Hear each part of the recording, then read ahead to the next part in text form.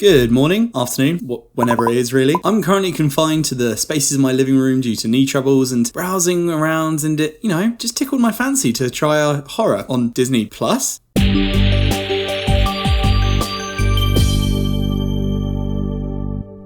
That's right, I watched the menu today. I'm a fan of films which glorify food, burnt, chef, heck, even Food Wars anime is great. So when I see Ralph Fiennes helming a comedy horror centered around the pretentiousness of food, I'm in. The comedy horror aspect intrigued me the most though. Not often do you see a film tackle those two genres together. Shaun of the Dead and The Cabin pop into my mind as one of the more successful candidates, and even then that's more or less a comedy, let's be honest. And this one ticks the box in its own way. It's not a horror though, more of a thriller comedy, but it's not slapstick, it's not going for gags or jokes. The humour here is in the ridiculousness of the thriller scenario we're in. A young couple travels to a remote island to eat at an exclusive restaurant where the chef has prepared a lavish menu with some shocking surprises. That's IMDb's blurb, and whilst that's pretty basic, it's also basically it. We go through the eyes of Anya Taylor-Joy, a last-minute addition to this exclusive dining retreat at one of the world's top chefs' one and only taster menus. And my first big win for this film is, well, you see the premise, you see the horror, you're thinking of shocking twists and the obvious one, and that isn't the right answer. I quite enjoyed how this film took the premise through the tense twist and its execution. From there, it does fall into a different stereotype of other horrors, but the story was unique and, well,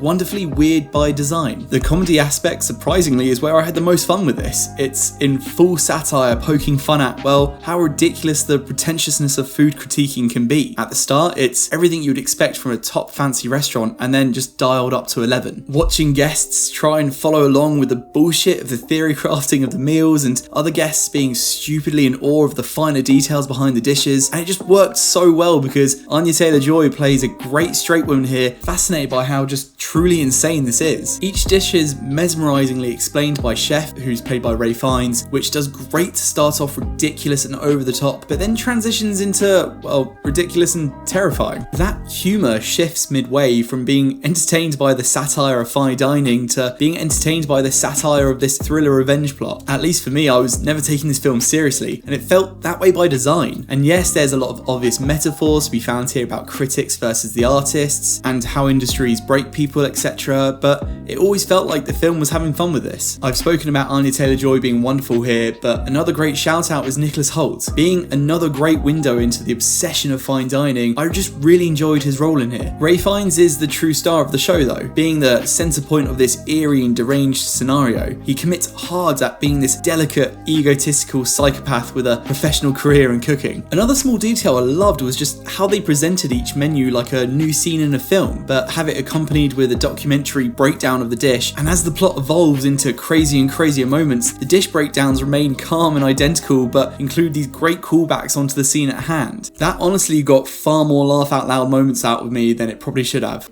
Bottom line for this though is that I had a good time with it. It's pretty original in design, and I think it's a film you shouldn't put a huge amount of thought in, otherwise small details might make you question why and how we are where we are. If you were thrown off by that horror aspect of it, don't be. I really wouldn't list this as a horror. Decently paced, entertaining side characters too, it's one I'd recommend. I think it came to theatres in the US tail end of last year and possibly in the UK too, but viewers can now find it on Disney Plus. So maybe you've already seen it. If so, I'd love to hear your thoughts down in the comments below. If you liked this video, feel free to like and subscribe and all that. And as always, stay tuned for more reviews on movies, anime and video games. Until next time guys, take care. Bye bye.